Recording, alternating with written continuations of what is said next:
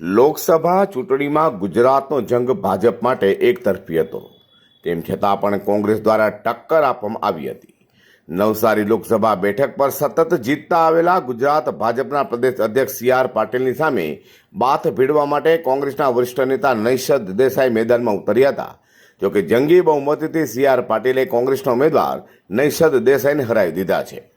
તો સી.આર. પાટીલે મીડિયા સાથે વાત કરીને જીતને લઈને પ્રજા અને વડાપ્રધાન નરેન્દ્ર મોદીનો આભાર માન્યો હતો. તો હાર સ્વીકારતા કોંગ્રેસના નેતા નૈષદ દેસાઈએ કહ્યું કે અમે ભાજપના કદાવર નેતાને પ્રચંડ તાકાતથી હરાવવા માટે સામનો કર્યો હતો, પરંતુ મતદારોને કોંગ્રેસ આકર્ષવામાં સફળ રહી નથી, જે અમારી કમનસીબી છે. વહીવટી તંત્રમાં ભય અને લોભ નીચે કામ થઈ રહ્યું છે. પંચાયતથી લઈને પાલિકા અને વિધાનસભા દરેક જગ્યાએ ભાજપનું શાસન છે, છતાં પણ અમારા કાર્યકરો અને મતદારો કોંગ્રેસને વળગી રહ્યા છે. તો નૈષદ દેસાઈએ હારનું ઠીકરું ફોડતા કહ્યું કે મતદાનના છેલ્લા 2 કલાકમાં ખૂબ બોગસ વોટિંગ થયું હતું. અમે ફરિયાદ પણ કરી હતી, જોકે ભાજપના રાજમાં આ બધું થવાનું જ છે.